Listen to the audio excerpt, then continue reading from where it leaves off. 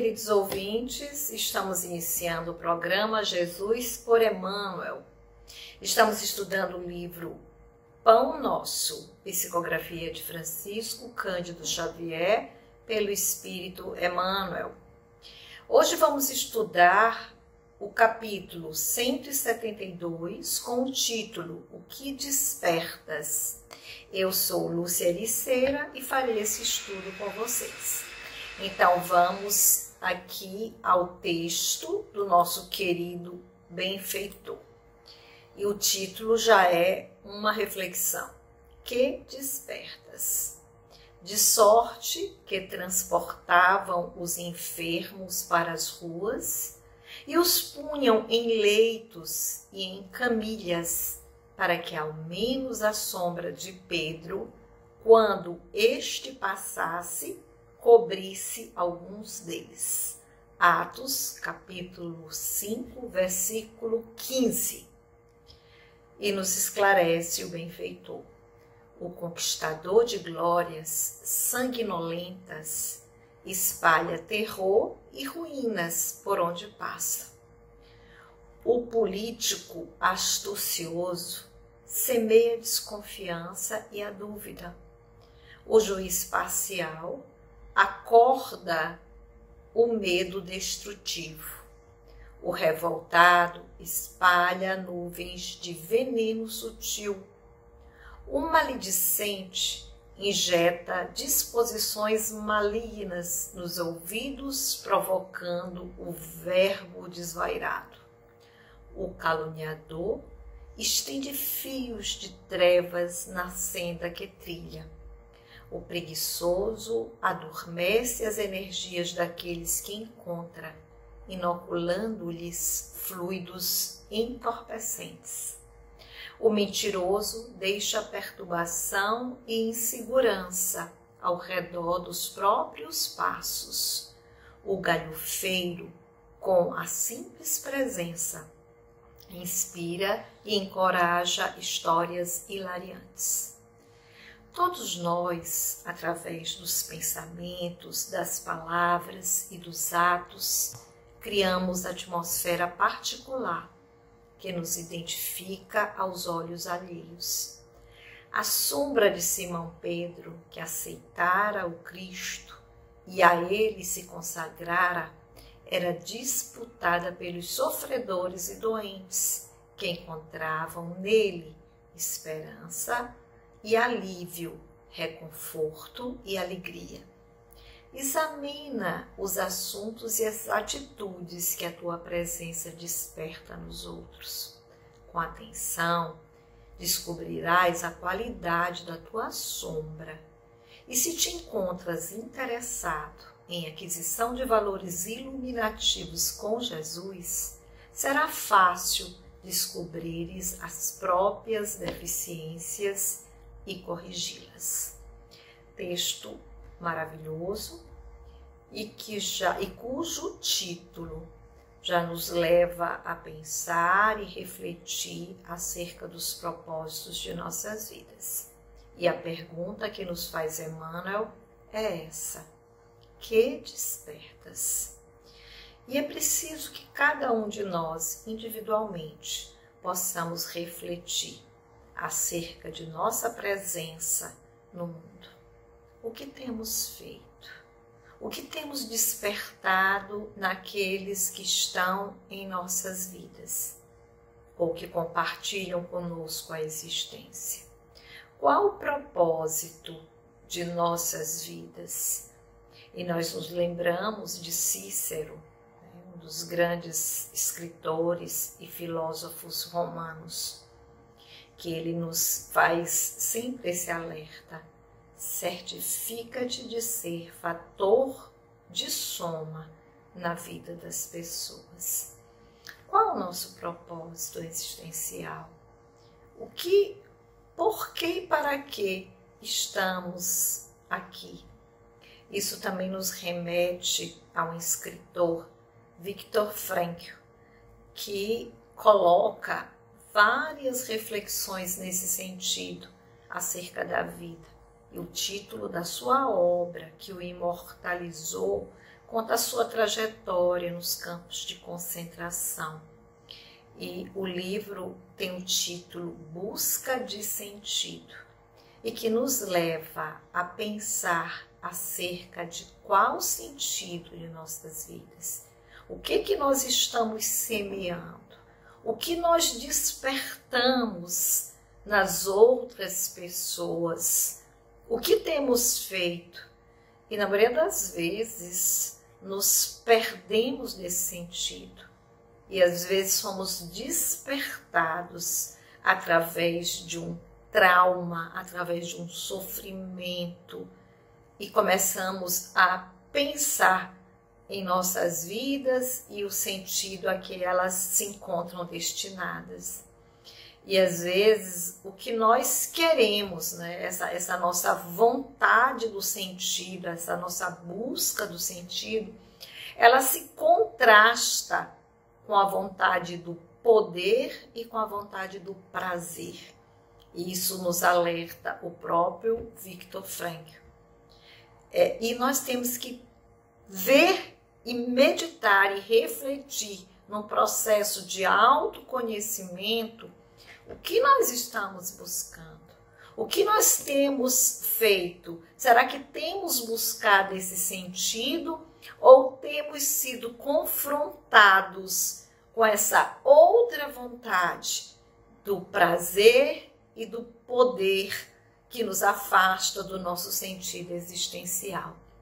E no próprio desenvolvimento da mensagem, que está baseado numa vida de plena dedicação ao servir, a ser fator de soma na vida das outras pessoas, em espalhar benefícios, que é exatamente o que caracteriza o cristianismo primitivo, o que caracteriza a ação de todos aqueles que conseguiram ter ou aprender com Jesus. Que sentido é esse?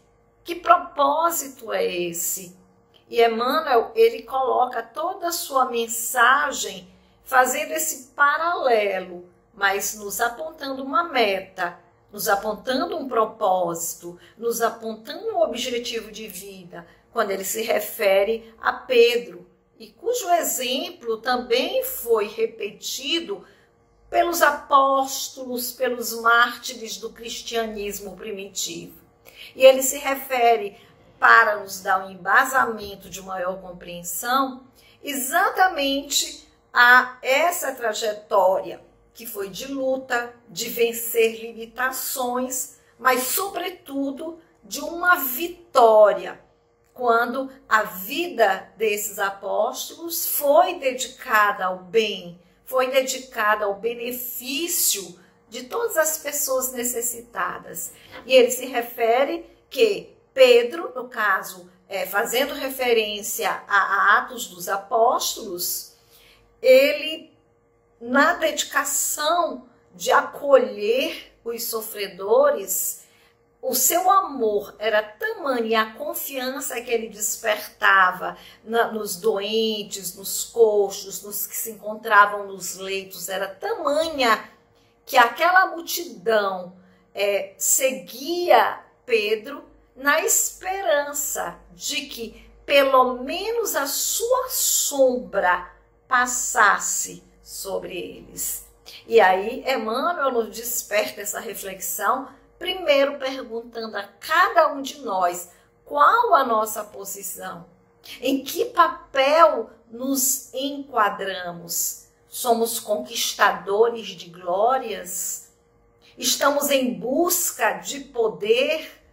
Se esse é o nosso propósito existencial, nós estaremos espalhando terror e ruínas por onde passamos. Nos comportamos às vezes como um juiz parcial, um juiz que se decide pelo benefício próprio, que condena, que fere a justiça. Nós estaremos despertando nas pessoas um medo destrutivo. Somos aquele revoltado que estamos espalhando ou despertando nuvens de revolta estamos espalhando um veneno sutil ou somos às vezes os maledicentes que injetam disposições malignas e que provocam um verbo desvairado? Muitas das vezes caluniamos. E Emmanuel vai nos colocando vários exemplos de posturas comuns à vida. Às vezes somos mentirosos, espalhamos perturbação, insegurança.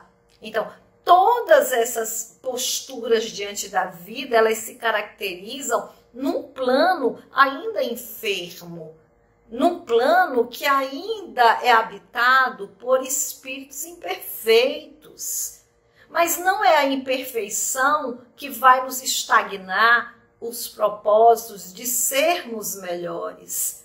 Então, ele nos diz que todos nós, através dos nossos pensamentos, palavras, atos, criamos uma atmosfera particular.